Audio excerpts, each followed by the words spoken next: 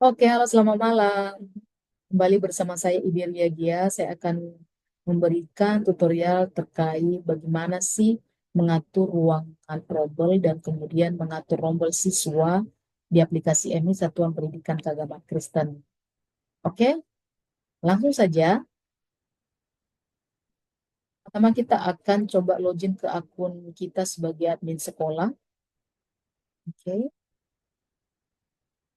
saya pinjam salah satu akun sekolah SMPTK Victory Domai, supaya teman-teman yang suka berkeluh kesah terkait pengaturan ruangan dan rombol itu bisa terselesaikan ya. Oke, langsung saja untuk bisa mengatur siswa di apa namanya di EMIS, mengatur rombolnya, maka pertama-tama kita harus pikirkan ketika kita mengatur siswa, ya berarti sudah harus ada ruangan rombolnya dong ya.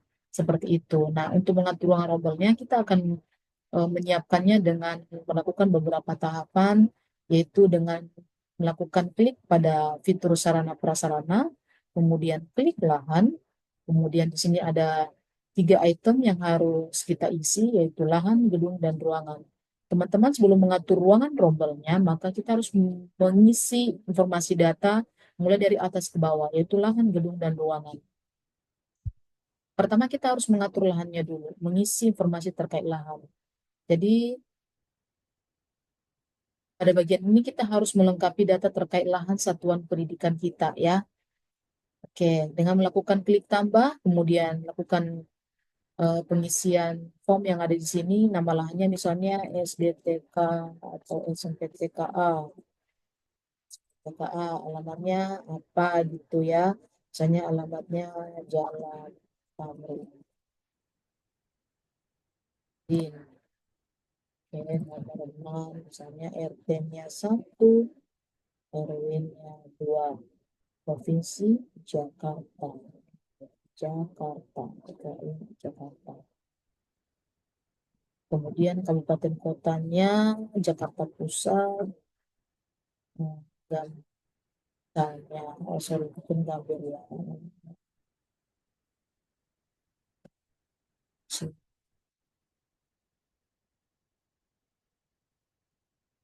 Oke.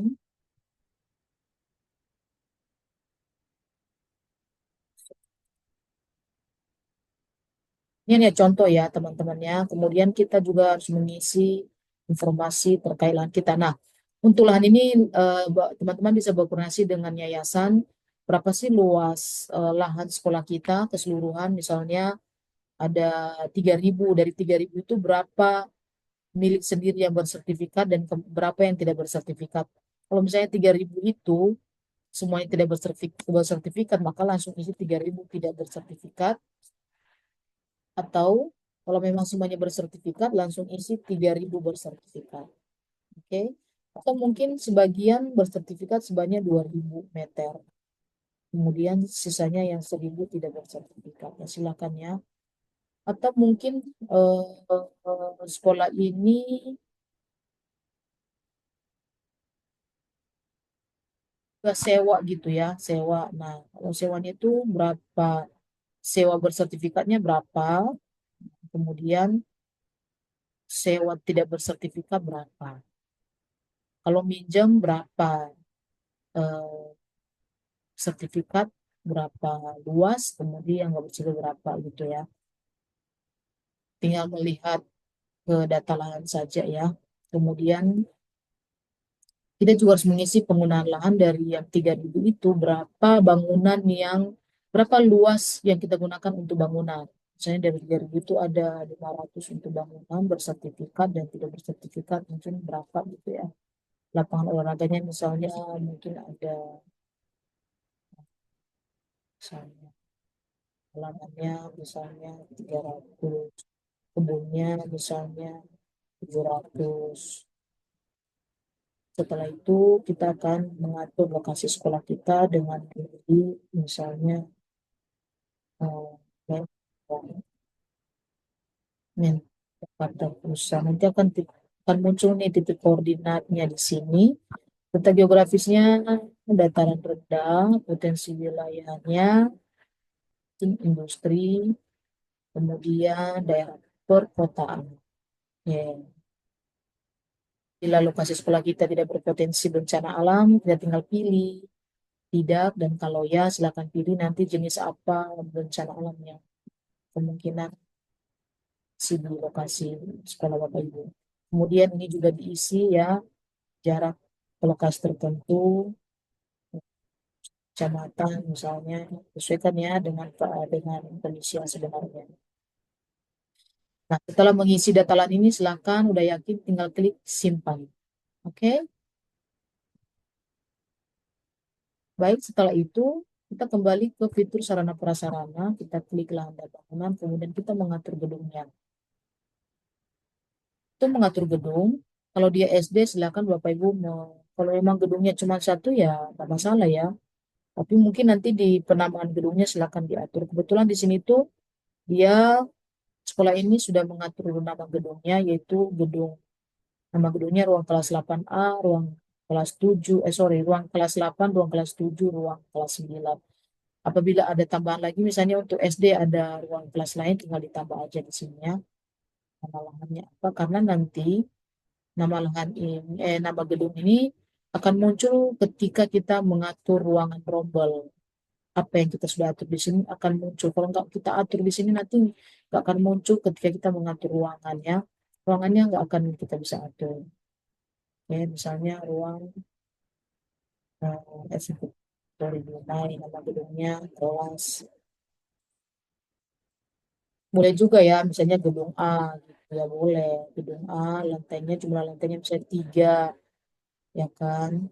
Kepemilikan milik sendiri. Kemudian tahun dibangun 2024, ukuran panjangnya 10, kemudian lebarnya 6, tinggal klik simpan. Oke, simpannya.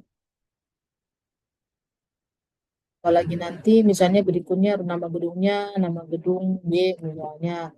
Gedung B itu ada berapa lantai, misalnya satu gitu. Ya, sesuaikan saja. Oke, setelah mengatur gedungnya, maka berikutnya kita akan mengatur ruangan. Tapi sorry, saya akan ulangin deh untuk gedung ya. Saya kasih salah satu contoh. Fitur di rumah gedung B-nya misalnya 3. Ya, biar nanti kita gunakan yang ini ya ketika kita mengatur ruangan. Oke. Nah, sekarang kita akan mencoba mengatur ruangannya. Oke, akan mengatur ruangannya. Di sini kan sudah muncul ya.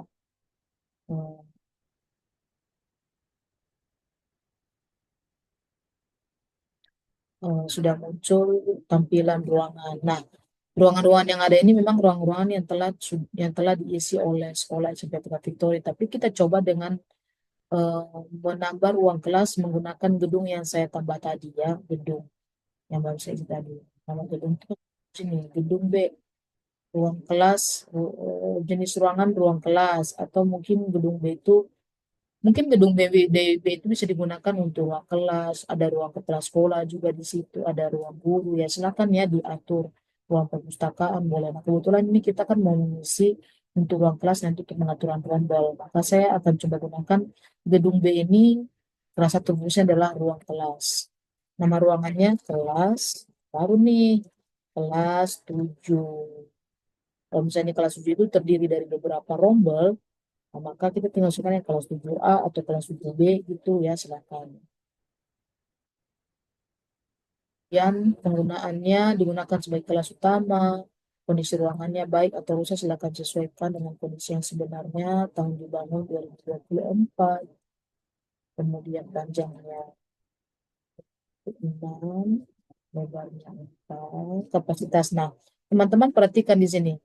Ketika Bapak Ibu mengatur kapasitas siswa di ruangan ini, maka sejumlah itulah nanti siswa yang dapat dimasukkan ke ruangan rombel. Misalnya kelas 7 ini, kelas 7A ini saya atur rombolnya itu maksimal misalnya 25. Nah, nanti ketika saya melakukan penginputan siswa, maka di sini nggak boleh lebih 25 siswa. Maksimalnya 25 siswa. Saya akan coba upload salah satu foto ya.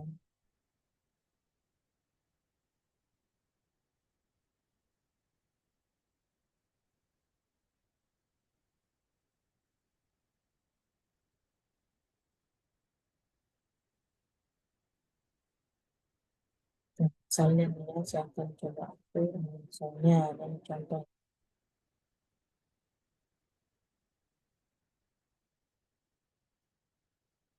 Oke, saya klik simpan. Akan berhasil ditambah tutup. Nah, sudah muncul ya ruangan kelas A. Oke, dia ada di gedung B. Oke, nah ruangan gedung B ini juga kalau memang di gedung B ini ada pemanfaatan lain seperti untuk ruang kepala sekolah tinggal tambah aja ya. Seperti yang tadi, misalnya nama gedung B, ruangannya, misalnya kepala sekolah atau guru silakan gitu ya, tinggal tambah saja datanya. Sekarang kita fokus ke pengaturan rombolnya saja. Ini sudah ada ruangannya, sekarang atur rombolnya gimana? Kita langsung melakukan pengaturan rombol dengan mengklik rombongan belajar. Rombongan belajar akan muncul di sini siswanya cuma satu orang ya. Oke, saya akan coba misalnya nih, akan siswa pada rombel ya. Ingat teman-teman sebelum melakukan pengisian pengaturan rombel juga tentunya kalau kita sudah melakukan penginputan atau pendataan terkait siswa kita di aplikasi EMIS ya. Karena nanti nama-nama siswa itu akan muncul di lokasi ini ketika kita menempatkan mereka di rombel, di ruangan rombel yang ada. Oke, ini kan sudah kebetulan ini kan semasa berjalan. Rombelnya misalnya rombel kelas 7 jenis rombelnya kelas, tingkat kelasnya kelas 7, wali kelasnya siapa. Nah, ini udah ada nih ya, berarti kelasnya dia tinggal pilih. Kemudian dari kurikulum 13. Ini masih kurikulum 13 karena memang di etalasenya pusat itu masih belum mengatur terkabarnya ya. Waktu belajar pagi. Ya, mungkin nanti ada rombel yang lain, mungkin kelas 7B nanti dia masuknya di siang, tinggal sesuaikan. Kemudian tambahkan siswanya. Nah, ini masih kosong nih siswanya nih. Kenapa di sini kosong? Karena sekolah ini belum melakukan pendataan terkait siswa ya. Jadi di sini kita tidak bisa menambahkan siswa. Nah, di sini nanti akan muncul kita tinggal searching satu-satu siswa yang mana aja yang kita masukkan ke rombel ini ya, akan muncul. Nah, Bapak Ibu akan mengalami kewalahan ketika Bapak Ibu tidak melakukan apa namanya pendataan pada siswa di tahun ajaran berjalan. Jadi di sini udah mentok nih, kita nggak bisa ngapa-ngapain nih. Data siswa masih kosong gitu ya. Karena kita juga nggak akan bisa menyelesaikan tahapan rombel ini karena memang kita belum memasukkan siswa. Tapi kira-kira caranya seperti itulah teman-temannya. Untuk siswa, silakan teman-teman itu melakukan pendataan siswa, ya, siswa itu melalui pengajuan siswa baru, ya, siswa baru. Pengajuan siswa baru ini berlaku untuk case tertentu kalau udah SMP ya. Tapi kalau untuk SD biasanya pengajuan siswa baru itu akan dilakukan untuk khusus kelas 1. Tapi di tingkat di atasnya kelas 1 akan berlaku prosedur tertentu. Kemudian eh,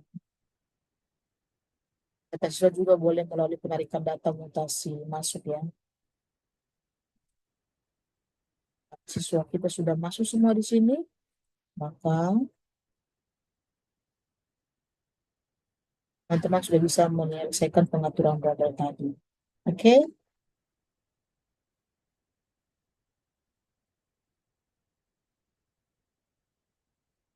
Sekian dulu pembelajaran kita kali ini. Semoga tutorial ini boleh bermanfaat buat teman-teman SPKK. Terima kasih, sampai ketemu pada video saya berikutnya.